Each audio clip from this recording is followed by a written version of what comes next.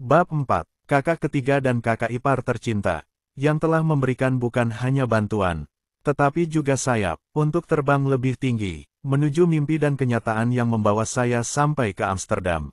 Dalam setiap langkah saya di tanah asing itu, ada jejak cinta, keberanian, dan pengorbanan kalian. Terima kasih telah menjadi bagian dari mazmur kehidupan saya.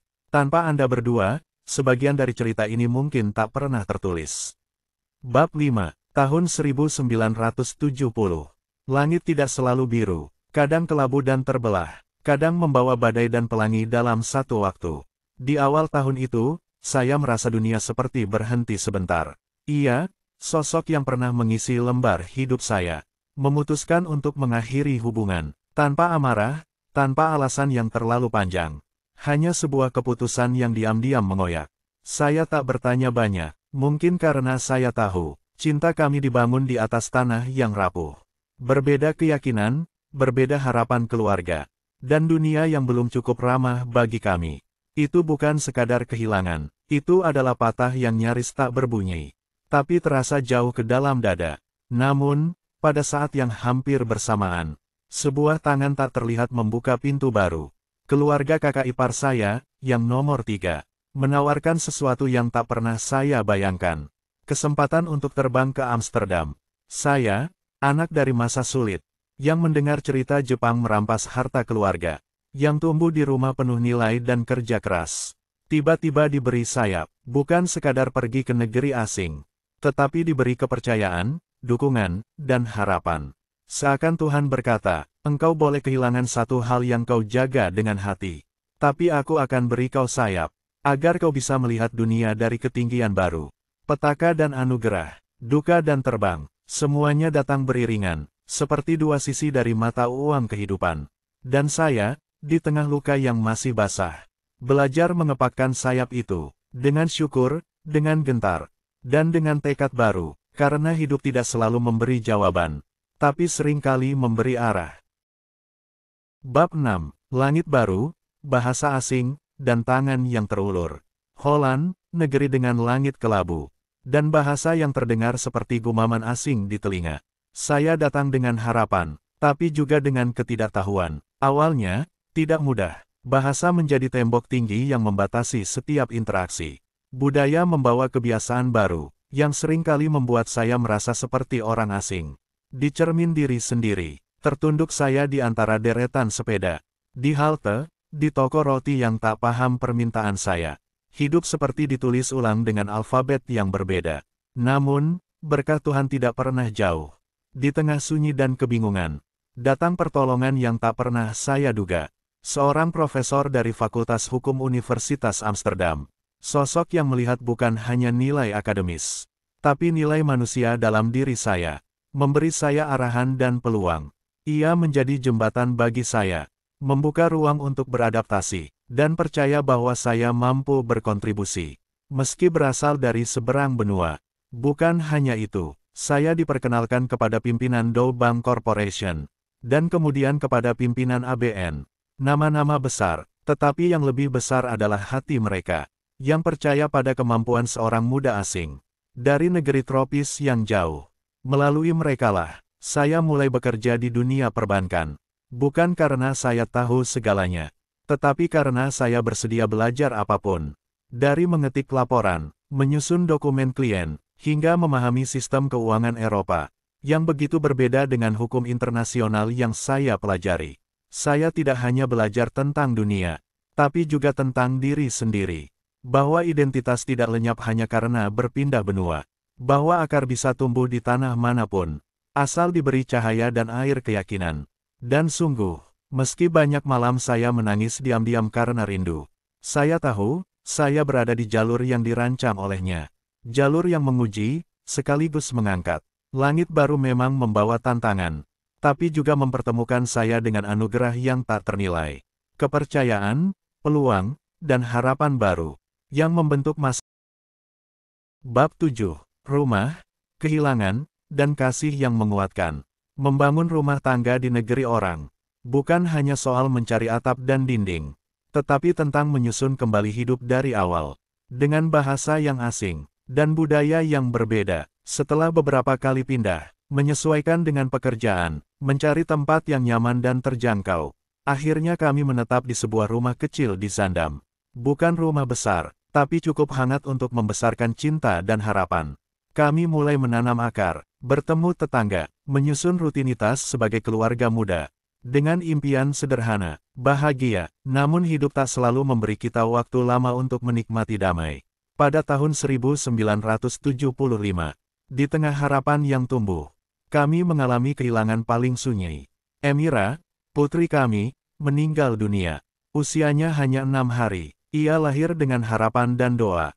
Namun Tuhan memanggilnya kembali begitu cepat. Sebelum kami sempat memberinya dunia, ia menghembuskan napas terakhirnya di rumah sakit di Amsterdam. Dan kini, ia beristirahat tenang di Kruislaan, di antara angin dan dedaunan Belanda yang selalu tenang.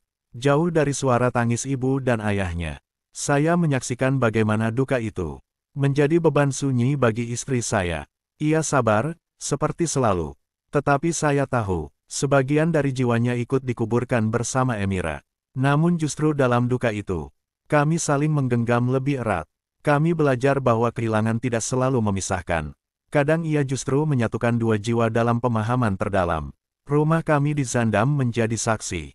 Tempat kami menangis, berdoa, dan perlahan bangkit. Kami mengisi ruang kosong itu dengan kasih yang lebih luas, lebih dalam, lebih penuh syukur. Kami tidak pernah melupakan Emira. Namanya terus hidup di setiap langkah kami, sebagai bagian dari cerita dan doa yang selalu kami bisikkan, bahkan hingga kini. Bab 8. Tahun 1982, setelah lebih dari 1 dekade hidup di Amsterdam, saya dan keluarga memutuskan untuk pulang ke Indonesia. Keputusan itu bukan tanpa pergumulan. Kami telah membangun banyak hal di Belanda. Karir, keluarga, dan kehidupan yang nyaman. Namun ada suara dalam hati yang berkata, sudah waktunya kembali. Kembali ke tanah di mana akar kami tumbuh. Dan kembali memberi kepada negeri yang pernah kami tinggalkan.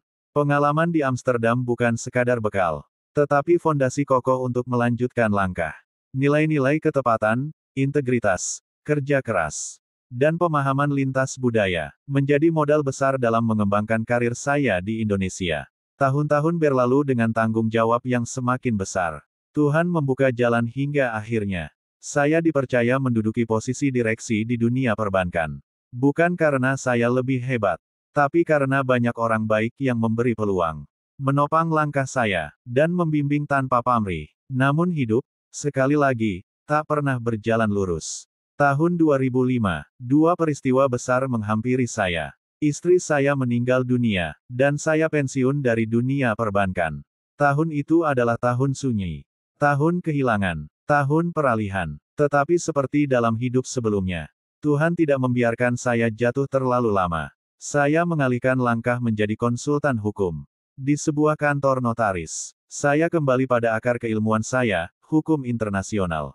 Dan dari situ saya menemukan ruang baru untuk tetap memberi dan berbagi. Meski dalam cara yang berbeda. Waktu terus berjalan, anak-anak tumbuh dewasa, saya sendiri belajar bertumbuh kembali. Dan pada tahun 2024, Tuhan mengirimkan kejutan anugerah. Saya menikah kembali dengan seorang wanita baik yang menerima saya.